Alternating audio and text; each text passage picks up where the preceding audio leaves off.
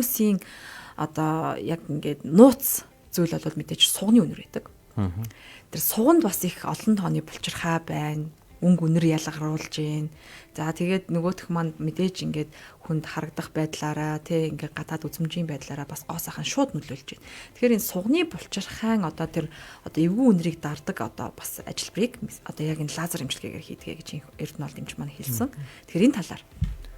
За ерөнхийдөө бас мэдээж одоо эмэгтэйчүүд гэлтгүү тий ер нь бол хүмүүсийн нийгмийн харилцаа, олон нийтийн арга хэмжээнд оролцоход бас сэтгэлийн төвшөөдөг, өөрсдөө итгэл багасгадаг, тэгээ санааг нь зовоодог асуудал бол хүний одоо биеэс одоо цавны хэсгээс ялгардаг. Өвнөс үнэр цавны хэсгээс гэдэг чинь бас энэ цавнаас үүсдэг байгаа. Тийм үү. Тийм үнэр одоо монголчууд бол түүнийг бол улмс гэж нэрлэдэг байгаа шүү дээ, тий. Шивэр бас орох уу? Орно. Тий. Ерөнхийдөө бол хүний биеийн одоо арьс тий тэр арьс бол өөрөө бас маш олон үүрэгтэй тий хамгаалахаас гадна бодисын солилцоо ялгаруулах тий тэр бүх үүргийг бол давхар гүйцэтгэж идэг. За хүний биеийн бүх гадаргууд бол хөлсний булчирхай байдаг, хөлсний булчирхай арьсны гадна гадаргуу дээр нээгддэг сүвтэй. Хөлс өөрөө бол дулаан зохицуулахаас гадна одоо бие махбодоос бас хэрэггүй зүйлүүдийг ялгаруулж идэг.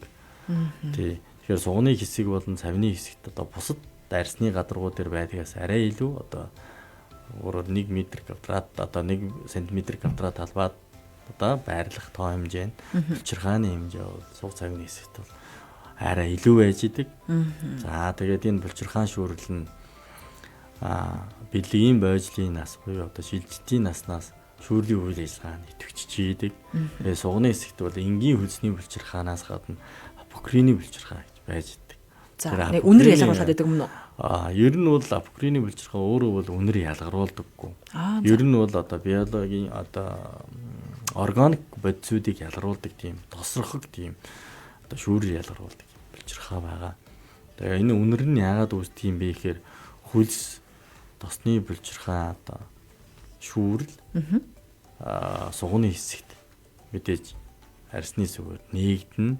Тэгээ хүний суг цав чи өөрөө битүү тий агаарта байнга одоо ингээд харьцдаггүй хүн ингээд сугт хоёр суг ингээд байнга тий зай завсаргүй байж идэг учраас тэнд одоо нөгөө эмгэг төрөгч бус нянгууд амьд организм гэж байна шүү дээ бичлэг битнүүд өсөж үржин тодорхой хэмжээний одоо ариун цэвэр ч юм уу одоо янз бүрийн одоо шалтгаантай холбоотойгоор тухайн одоо микроорганизмууд тэр хөлс болон тэр апокрины одоо экрины булчирхаануудаас гарсан шүүрлэр хооллож ундлан амьд организм чинь өөр тодорхой хэмжээний эцсийн бүтээгдэхүүнээ ялгаруулна. За тэгээд ялгагдсан хөлс тосны булчирхаан шүүрлэлтэй холилдоод өрмөц тийм эвгүй үнэр буюу холомсыг үүсгэдэг байна. Тий. Тэгэхээр өөрөөр хэлбэл ер нь бол халдвар тэр нэн бактерийн халдвар гэж ойлгож болно. Тэр нэн бактерийн халдвар буюу тэнд өсөж үрдсэн нэн бактерийн одоо эцсийн бүтээгдэхүүнээс өсөж байгаа үнэр гэж ойлгож байна. Тэгэхээр энэ үнэрийг одоо лазераар алга болгож байна. Энэ үнэрийг бол одоо хуучин одоо энэ лазер технологи ч юм уу янз бүрийн одоо технологи хөгжөөгүй байх тул сугны хэсгийн арьсыг тий булчирхайтай авах. За сугны хэсэгт нь 3-4 см зүслэг хийгээд өөхийдээс нь булчирхайг нь ялгаж байгаа арьснаас нь одоо хусч күрээдэг аргаар авах гэсэн юм аргуудыг бол хэрэгэлдэг байсан.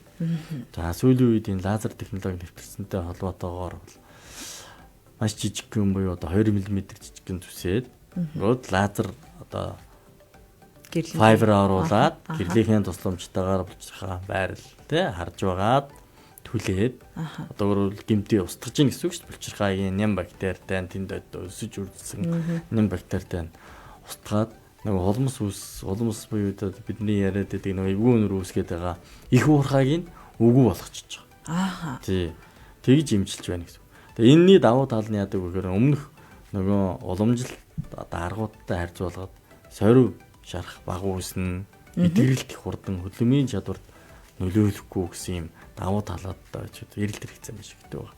Өмнө нь бол одоо бид нар бас хийдэг байсан нээлттэй одоо тэр арьстай нь авах эсвэл одоо арьсын зүсэг хийгээд хоёр талаас нь диссекц хийгээд гусаж авах. Тэрний дараа бол нөгөө суган өрөө битүү чийгтэй орчин, нэм бактери бас өсөж үржих таатай орчин боломжийг бүрдүүлж эдгэрэлт их удаа. 14-өөс одоо сар, 1 сар хүртэл одоо ингэж боолт, байнгын боолт хийлгэж идэг. Аюу их хэцүү байсан бол энэ технологийн нэвтрүүлсээр бид бол ихэд энэ асуудлыг ер нь бол 3-7 хоногийн дотор л шийдчихдэг болчихсон.